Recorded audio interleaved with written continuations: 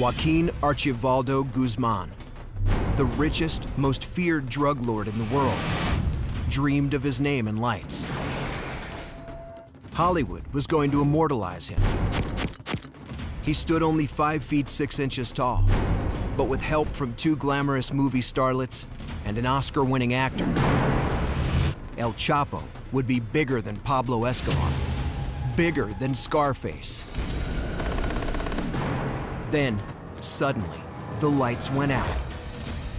And it was Hollywood's rebel with 1,000 causes who flicked the switch. If any Hollywood celebrity would get mixed up in a caper like this, it would have to be Sean Penn.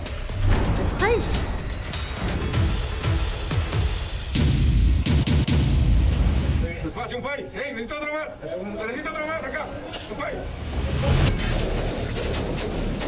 January 8th, 2016. Mexican Navy Special Forces, Army, and federal police converge on a house in northern Sinaloa, Mexico.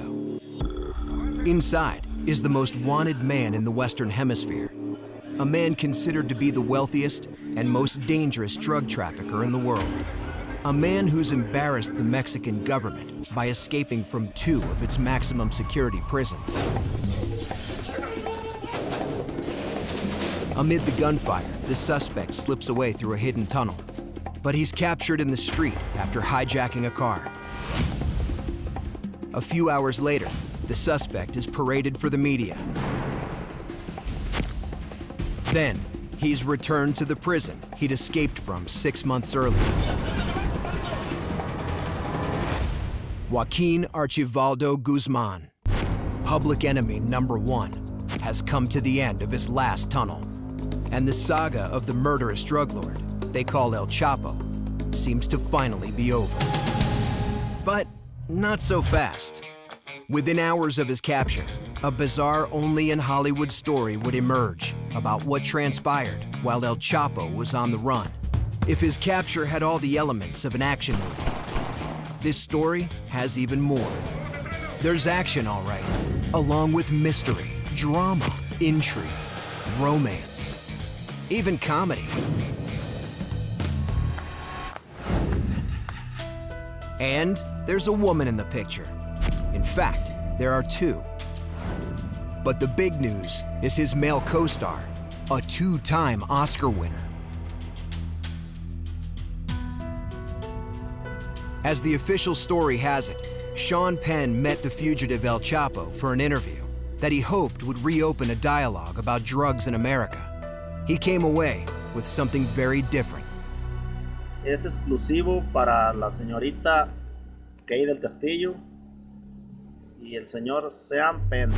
And the story of what really happened behind the scenes, who was involved, and what everyone got from it has never been told. Until now. It's the kind of story you really couldn't make it up. A Hollywood actor sitting in a 5-star hotel gets this idea to go interview a drug lord for a rock and roll magazine, and then the police capture the guy who's on the lam, who escaped from prison by digging a tunnel through his shower. I mean, you really couldn't make this up. El Chapo, or Shorty, because he never grew above 5'6", and Sean Penn, who settled in at 5'8", lived dramatically different lives. But in some ways, theirs were parallel lives, and the fact that they'd star together in this real-life tragicomedy was almost predestined. Chapo is a mythological figure in Mexico. He's like Robin Hood. In Mexico, there are 32 families that own the country, and if you're not born into one of those families, your chances of success are rare or nil. And so he is seen as a folk hero because he was able to break out of his impoverished situation and become a megastar.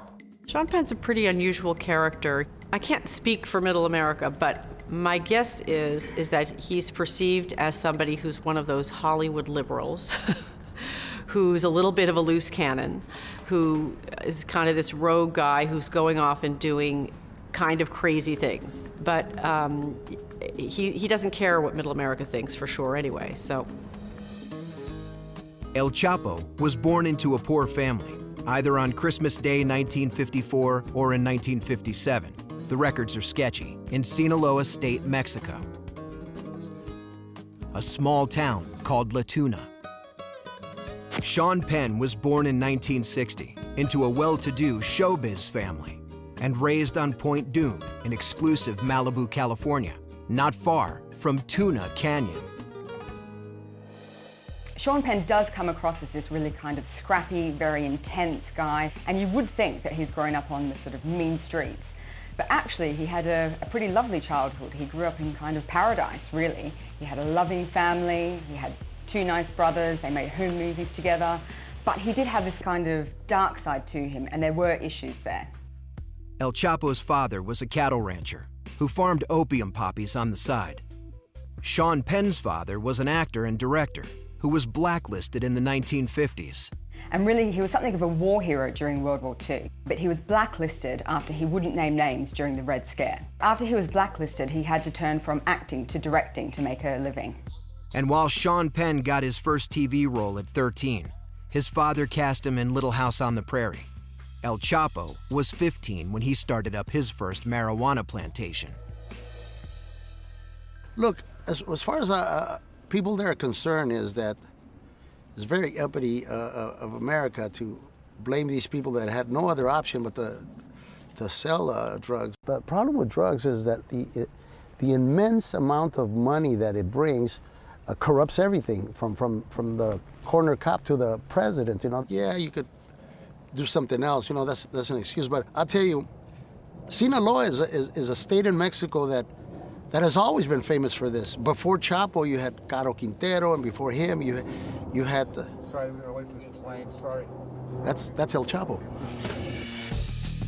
By the early 1980s, Sean Penn's future interview subject, El Chapo, was coordinating shipments for one of Mexico's major drug lords. Sean Penn was making his mark on Hollywood in the movie Fast Times at Ridgemont High.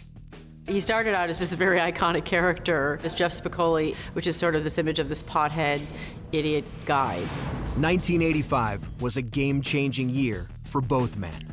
The murder of an American DEA agent led to the arrest of the leader of the Guadalajara drug cartel and El Chapo's rise as a drug trafficker. And an encounter with a pop star led to the near downfall of Sean Penn.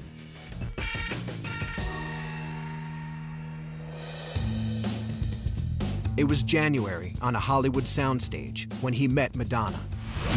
She was shooting the video for Material Girl, the song that would define her image. So she was this kind of sexual revolutionary who really thrived on attention and drama, really. And he was this kind of Hollywood kid who, you know, had a bit of a chip on his shoulder. And it was an incredibly volatile mix. They were married 8 months later, outdoors in Malibu. The wedding took place on her 27th birthday and just a day before his 25th. There was a huge amount of press attention. There were photographers circling in helicopters above, and legend has it that Sean fired off a pistol at one of the helicopters. The marriage ended after 4 years. But in his time with Madonna, Penn's life and reputation changed drastically. His public image went from intense, brilliant young actor to spoiled, violent Hollywood brat. Sean and Madonna back in the 80s really were the hot couple of Hollywood. They were the kind of Kim and Kanye's or the Brad and Angelinas of the day. They really were tabloid fodder, and people just couldn't get enough of their crazy love story. Madonna really lapped up the attention, but for Sean, he was just too much of a hothead back then to really handle it. He lashed out at the paparazzi. He threw rocks at them. He served jail time after punching someone on set. So it really was a very, very dark time for Sean. By the end of the 80s, the man who'd be Sean Penn's second most controversial partner was running his own Sinaloa cartel, running drugs through 60 tunnels he'd built between Tijuana and San Diego. Meanwhile, Sean Penn was running from his tabloid image. He announced he'd quit acting because he really wanted to direct. He'd really had enough by that point of all of the attention, all of the tabloid headlines, and the whole Hollywood scene. And he realized that he'd just become a bit of a joke. He wanted to be taken seriously. 1993, El Chapo was arrested and sentenced to 20 years for drug trafficking and bribery. That year, Sean returned to acting in Carlito's Way, playing the attorney for a drug kingpin. With his shaved forehead and permed hair, he was unrecognizable. And with his next role, the real-life Sean Penn took on some changes as well.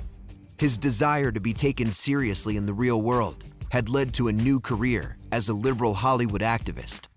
He had his wild child period, and he's come through that, and I think he's matured and channeled that sort of wild child part of him to do really serious issues in his acting. In Dead Man Walking, which takes on the issue of capital punishment, the death penalty.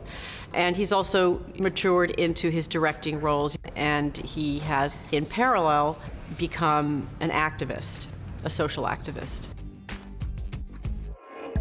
But perhaps nothing affected Sean Penn more than the death of his father, Leo, in 1998. Sean remembered him as a patriot whose country turned against him. And it seems that that's what set Sean off on his own journey to become a revolutionary, to become an activist.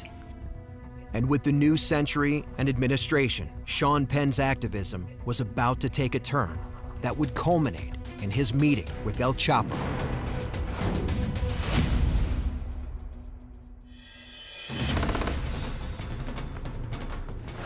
And all of a sudden I see him, I see Sean Penn there waiting for the suitcases. One thing led to the other one. He called me a pig, and I called him a communist.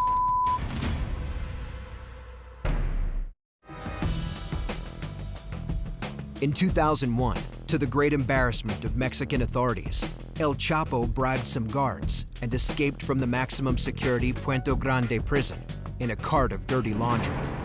He'd remain on the run for 13 years, picking up folk hero status among Mexico's poor. A Robin Hood, helping villages with roads and schools, while his cartel expanded from cocaine and marijuana to heroin, ecstasy, and crystal meth. That year, George W. Bush took office, and Sean Penn began running in a direction that would eventually lead straight into El Chapo's arms. Or at least that handshake. With George winning, and then I think the twists and turns of political events where suddenly you have 9/11 happen, and then suddenly it's, oh, we're going to Afghanistan, which makes sense, and then suddenly you have this strange pivot where you're going into Iraq, which doesn't make sense. I think Sean saw the folly in the Iraq War long before, mainstream media ever did. With Hollywood supporters cheering him on, Sean Penn would pull so many left-wing political stunts, we could easily forget he had time to pick up 2 Oscars for Best Actor along the way. He's very involved in matters of social justice and politics. And he also sometimes sees himself as a kind of self-appointed emissary of change in certain cases. Shouldn't you guys be out killing a princess somewhere? It seems that acting's never quite been enough for him. He wants to be a revolutionary. He wants to be a real-life hero. I think whether Sean was or wasn't an actor, I think he would still be an activist. December 2002, Sean Penn visits Iraq to protest the Bush administration's plan for a military strike. 2003, back to Iraq. 2005, Iran, both times as celebrity reporter for the San Francisco Chronicle. The editor who gave Sean Penn his press credentials was Sharon Stone's ex-husband, Phil Bronstein. So he knew a little something about the whole Hollywood world and the power of celebrity. And even though there was quite a lot of backlash from real journalists who went berserk when Sean Penn went to Iraq and Iran, Phil knew that it would get the clicks. And these days in journalism, clicks is really what it's all about. 2007, Penn delivers this memorable message to President Bush at a town hall meeting in Oakland, California. We cower as you point your fingers, telling us to support our troops. Will you and the smarmy pundits in your pocket, those who bathe in the moisture of your soiled and blood-soaked underwear, can take that noise and shove it? That same year, Sean Penn meets with Venezuela's president, Hugo Chavez, in Caracas. The Marxist Chavez praises Penn for urging Americans to impeach President Bush. It's this relationship that leads to a public confrontation, one that reveals a split. not only among Sean Penn's viewing public, but his colleagues in Hollywood.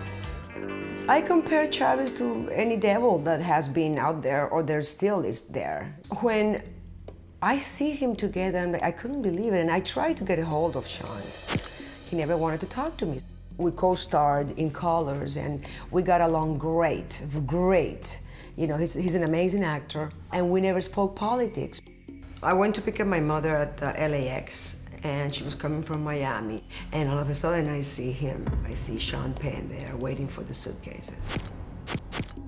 I gotta say that I did get a little bit of anxiety, and oh my God, what do I do? Should I go to him and finally talk to him? Oh my God, you know, because I know his temper, especially when our issues that, you know, that like this, about politics, where, you know, they destroy people's lives. So I said to him, you know, it must be great to grow up as a communist the way you live. One thing led to the other one. He called me a pig, and I called him a communist. No, Sean is far from a Sean's actually one of probably the truly most giving and truly charitable and truly decent human beings I've ever met in my life. He's far from a I turn around to walk towards my mother, and he's screaming at me. Everybody there was so quiet. Must have been in shock. People were like, they couldn't believe what they were seeing. And I just turned around and I screamed with all my strength, "Communist!" And I continued walking, and that was it. My mother, she started clapping. 2008, Sean Penn surfaces in Cuba. The Cub reporter interviews President Raul Castro. A communist. Right, he's usually on the side of the left in some way, and often, you know, in opposition to whatever the position of the American government might be. And along the way, Sean Penn plays real-life action hero. In the wake of Hurricane Katrina, he flies to New Orleans and personally pulls people out of the floodwaters.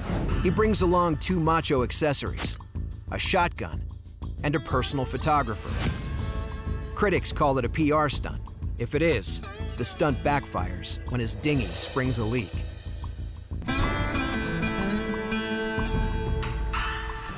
Then there's Haiti. After the 2010 earthquake, Penn wings in to the rescue. He brings in medicine and doctors. Personally runs a camp for thousands of homeless. He moves there, always armed with a Glock pistol in his waistband.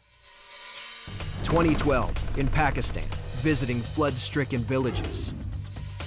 2013, helps free an American from a Bolivian prison. He's not afraid to go down and get dirty and make things happen in the name of helping people. I think anybody that was sitting back, you know, behind a news desk or you know, sitting in an air-conditioned room making fun of Sean Penn for going out and helping people, I think those people need to look themselves in the mirror.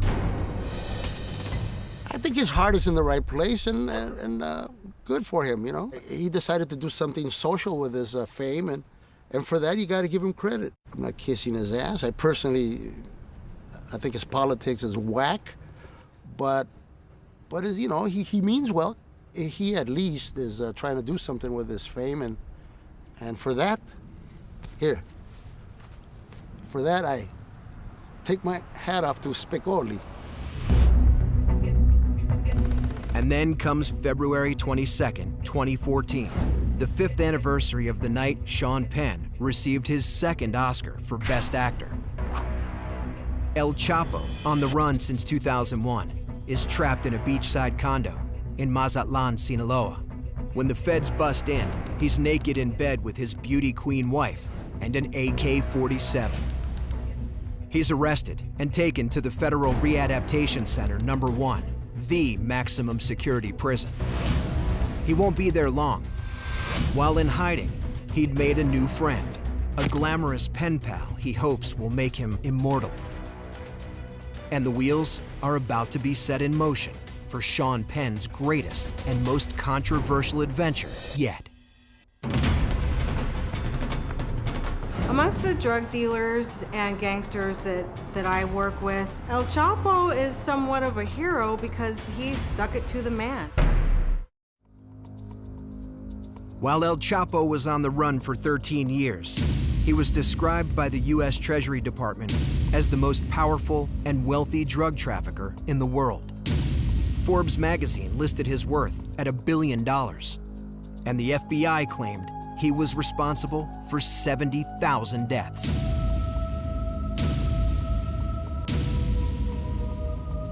El Chapo was a legend throughout Mexico. Cuando escuché por el radio que habían agarrado al Chapo. He was even something of a pop star, subject of many narco corridos, folk songs glorifying his crimes. He even paid to have some written. Es que agarraron al Chapo. But to El Chapo, like many criminal figures before him, he would never be truly legendary until his story played out on the silver screen. Amongst the drug dealers and the gangsters that I work with, El Chapo is somewhat of a folk hero because he stuck it to the man. So I don't think that El Chapo didn't think that he made it, but he's up against many other cartels, and he wants to be the #1 cartel and the #1 drug dealer, and of course he wants a film made about himself. In hiding, he could look to his late Colombian counterpart, Pablo Escobar. For Colombia during that time, when I was very young, for Pablo Escobar, he was somebody to be reckoned with. It was fear. I think many people were afraid. That kind of reputation, the lawlessness, I think the stereotype of what a Colombian was, that's exactly what led me to the law. An immigrant is not a violent drug lord. An immigrant's not a criminal. An immigrant, especially Latinos, were not poor and uneducated and heartless human beings. El Chapo moved more drugs and a larger variety to more places in the world than Escobar. But Pablo Escobar had been portrayed in many movies and television shows, including the sprawling Colombian series Escobar El Patron del Mal, and most recently, the Netflix series Narcos. I spoke with a friend of mine who's one of the people whose life rights we had for Narcos, and he's involved with the DEA, and he said El Chapo saw Narcos while on the run. Obviously, these guys have access to computers, and quite honestly, probably had a lot of time on his hands with half the country looking for him. In his mind, El Chapo needed to go Hollywood and do it his way. I don't know if El Chapo wanted to be like Pablo Escobar, but I think they were probably cut from the same cloth. There's no doubt that there's a personality makeup of a cartel leader that certainly is boastful and wants attention. But there's another more practical reason for a desire to be represented as a larger-than-life figure in the media, which is this. To run a cartel requires intimidating your rivals. El Chapo doesn't have to do that. You can take my word for it. There will be many movies done of you when you're no longer with us.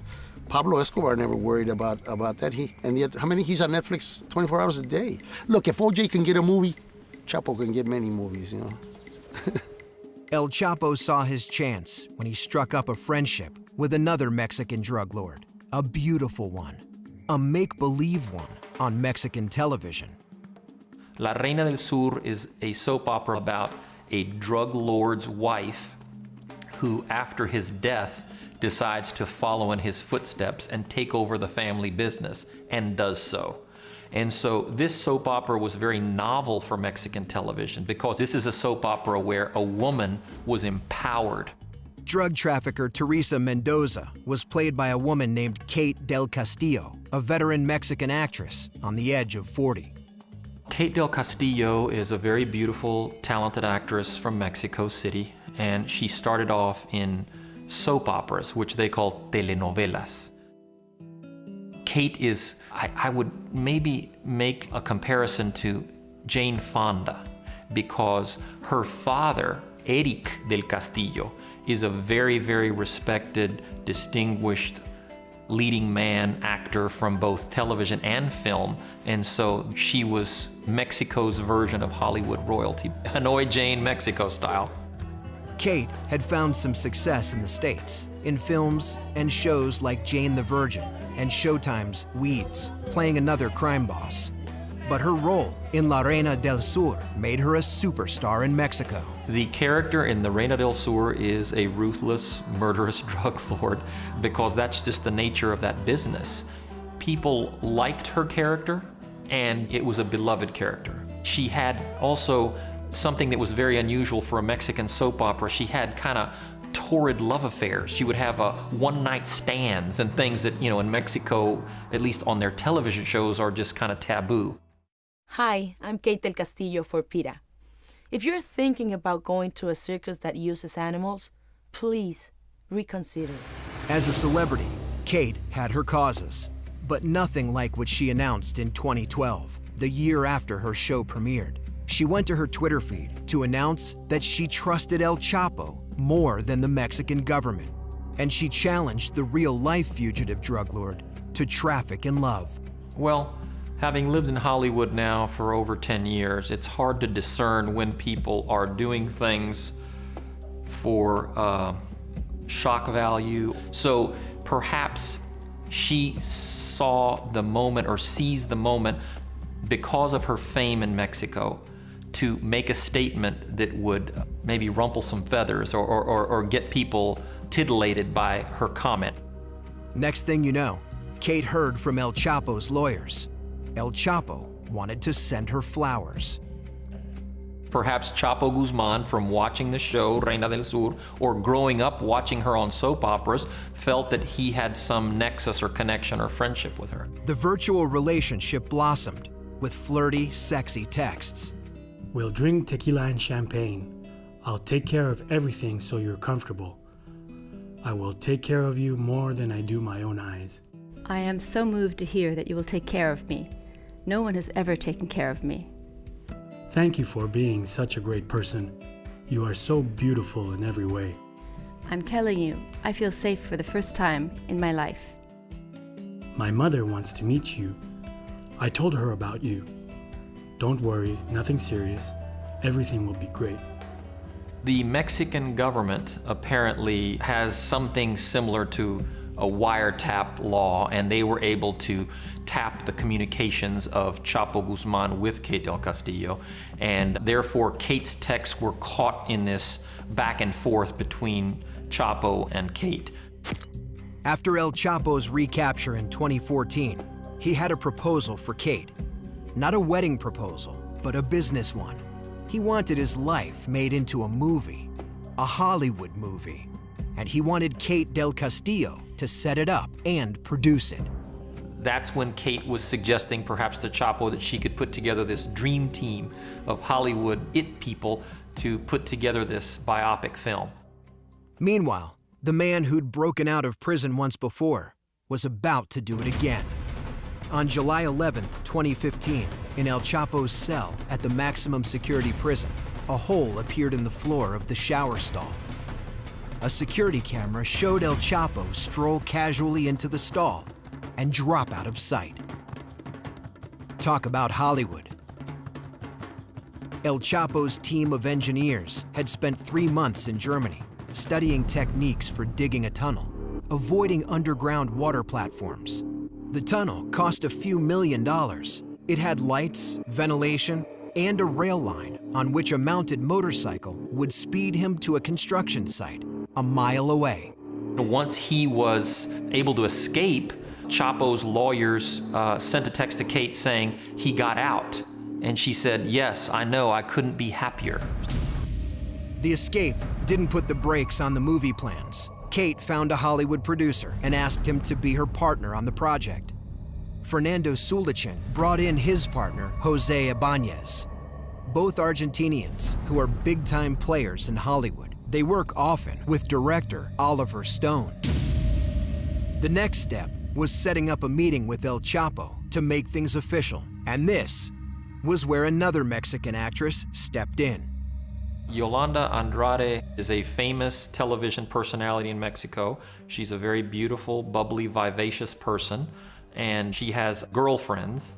Yolanda is very much out to the public. She has one, if not two, talk shows on Spanish television, and she's also very beloved by Mexico. Not to the level of Kate, but similar. Yolanda's father, Rolando, allegedly had connections to El Chapo's cartel. Reports say that she helped arrange the meeting. Yolanda and Kate are rebels, yes. Perhaps rebels with a cause. Everything was set. Kate was ready to present her Hollywood dream team, but there were a couple of complications.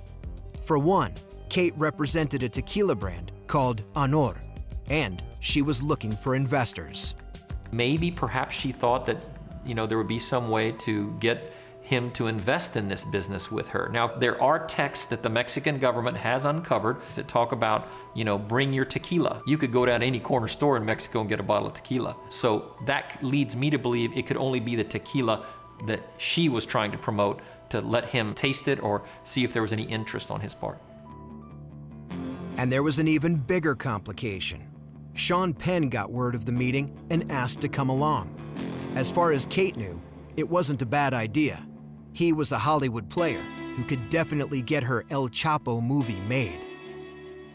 So Sean Penn goes down to Mexico with one agenda.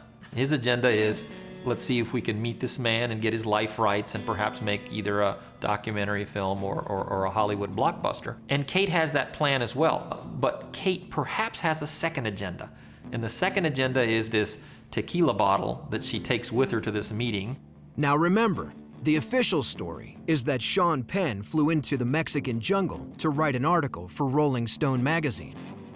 But the clues to his ultimate aim may be in that lengthy, windy Rolling Stone piece. Penn writes of his mysterious connections and traveling companions in the El Chapo saga. One he called Espinosa, the owl who flies among falcons. The other, El Alto, a big man, worldly and well-connected.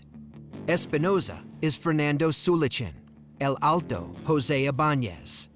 Both Oliver Stone's producers. Word on the boulevard is that Stone was ready to put up $6 million for El Chapo's life rights. Was Sean Penn doing research to play El Chapo in an Oliver Stone film? Oliver Stone refused to comment. October 2nd, 2015. Van Nuys Airport. Sean Penn, Kate Del Castillo, and the Oliver Stone producers fly out in a leased Beechcraft Hawker business jet and set off for what would come to be known as the bungle in the jungle. Let's cut to the chase here. The whole thing is very much through the looking glass. At the end of the day, he sat there with a fugitive drug lord for 7 hours or whatever it was and didn't interview him. They sat around and, drank beers and ate tacos. The private jet carrying Sean Penn, Kate Del Castillo, and the Oliver Stone producers lands at an undisclosed airport in mid-Mexico. Flight records will say it's Guadalajara International.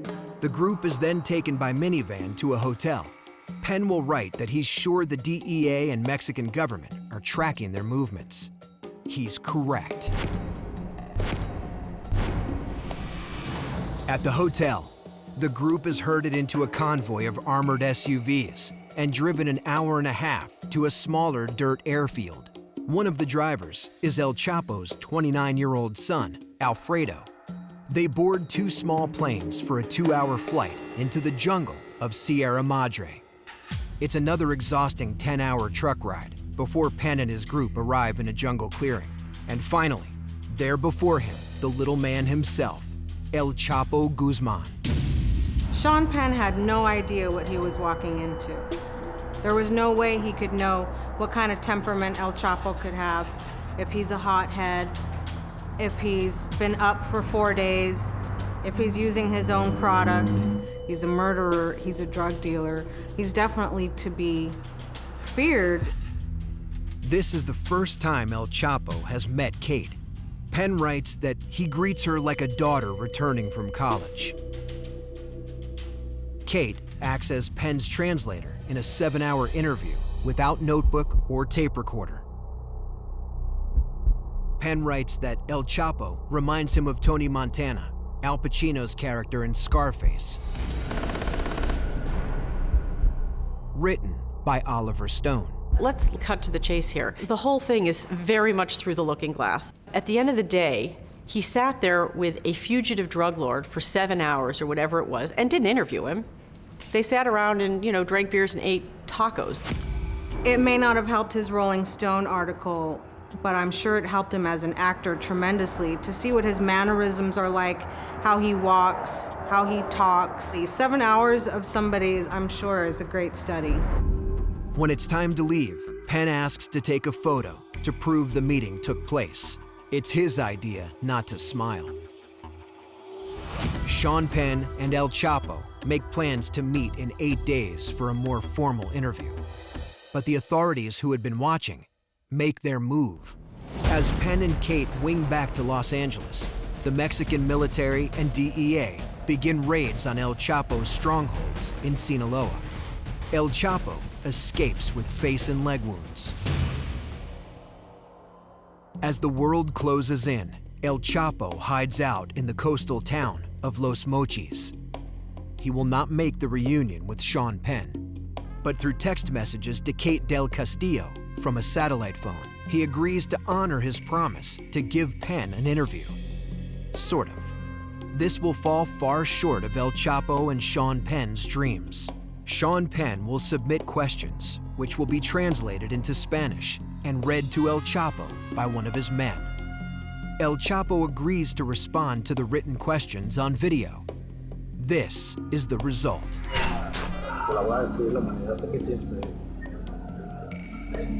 Bueno, eso es una realidad. The video runs 17 minutes. Sean Penn provides the questions he apparently presumes everyone wants to ask the most powerful, wealthiest drug lord in the world, a man with $1 billion responsible for 70,000 deaths. ¿Usted tiene algún sueño? ¿Sueña? Lo que es normal, pero estar soñando diario no. He asks very penetrating things like, what's your attitude toward violence? Pues yo lo que hago es defenderme nada más, pero que yo ande buscando problemas, jamás. Really? That's not an interview. It is definitely a scoop. He's definitely a get, but he just gets to choose what he says, and there's no follow-up and there's no context. Is a pale facsimile of a proper interview. Because Sean wasn't there, they phoned it in. The guy who was asking the questions really was put in a situation where, of those questions, if they offend Chapo, his life would have been in peril, right? But so you could tell his hesitation as he was asking them in Spanish. ¿Y qué diría usted acerca de la violencia? And Chapo would look at him. Let me rephrase that. I would have loved to see Sean Penn sit down next to El Chapo and go, "You see my movies? Huh? What do you think of Rich Man High and Dead Man Walking?" But maybe not Dead Man Walking. That would have been weird. In this list of questions, which again is not an interview, really, it's more like back page of the New York Times Magazine, fun Q&A with so-and-so. An interview is when you ask someone a question, they give you an answer, you come back again, and then you continue to probe somebody, right, to the degree that you feel is possible, and understanding that you are a little bit captive in a captive situation where there's probably armed gunmen all around you to make sure you don't want to be rude, you don't want to be hostile in any way, but you, at the same time, want to ask a question. That was not what was going on. Sean Penn submits his article to El Chapo for approval. Then he submits it to his editors, and he waits for the world to discover his journalistic triumph. And perhaps Sean was advised by his lawyer to say, look, man, you better run out and write an article for Rolling Stone about this thing so you can be protected under the First Amendment. On January 8th, 2016, the military and police descend on El Chapo's hideout. 5 of the drug lord's men are killed in the gun battle. But Shorty and one of his henchmen scramble into a tunnel hidden by a mirror. They hide in a sewer for 4 hours before emerging out a manhole onto a busy street. They hijack a white car at gunpoint. And when the car breaks down in a cloud of smoke, El Chapo hijacks a red SUV. On a busy highway a few miles away, he's surrounded and arrested. The soldiers keep him in a hotel room until the smoke clears. His pretty shirt is gone. The next day, Rolling Stone publishes Sean Penn's article. It admits that El Chapo was given editorial approval, but claims he requested no changes. Reaction is swift and negative. This article was 10,000 words long, but it was mainly about Sean Penn. He talked about his genitals, about flatulence, about El Chapo's fashion. It really wasn't a journalistic piece as we know it. It's definitely problematic to show an article ahead of publication to the subject of that article, and generally speaking, no self-respecting publication will do that. If you know in advance that the subject you're writing about is going to have approval over the piece before you write it, then there's a good chance you're going to be more careful and more selective about what you put in the piece. When news breaks, Sean Penn is at a Haiti benefit at a posh Beverly Hills hotel. His date is Madonna. Madonna right here, Madonna. Criticism intensifies in the days to follow, along with an allegation from a U.S. government official that the Rolling Stone article was just a protective cover-up. The source tells Fox News that Penn could have faced criminal charges in the States for trying to make a movie deal with a significant narcotics trafficker. If I put on my lawyer hat for a minute, this could be 2 people running away from an incident, and every man for themselves. And perhaps Sean was advised by his lawyer to say, look, man, you better run out and write an article for Rolling Stone about this thing so you can be protected under the First Amendment freedom of the press, because the freedom of the press protects interviews like this. But if you don't do this and it was just a movie deal, they may be able to nab you for something. Within days, Penn finds a sympathetic journalist to hear his side. Charlie Rose treats the actor very gently, about as gently as Penn was with El Chapo. Penn tells him he considers his big El Chapo-approved Rolling Stone article to be a failure. When Sean said it was a failure, I understood exactly what he meant. Everybody was talking about Sean Penn interviewing El Chapo instead of having the more important conversation of how are El Chapos created. In the end, Sean Penn is left licking his wounds in Hollywood, working on his latest directing effort. Mexico's Attorney General has confirmed that Penn was essential in El Chapo's capture. I think Sean Penn didn't get a chance to, as he says, to get to the questions that he really wanted to ask, and I'm curious to know what those were. Kate now claims she was blindsided by Penn's plans for the Rolling Stone article, and that he left her exposed and in danger. She's concerned that the Sinaloa cartel wants to punish her for the El Chapo debacle, and she's under investigation by the Mexican government for her dealings with him. She's living in Los Angeles and resisting Mexican government demands to return to Mexico.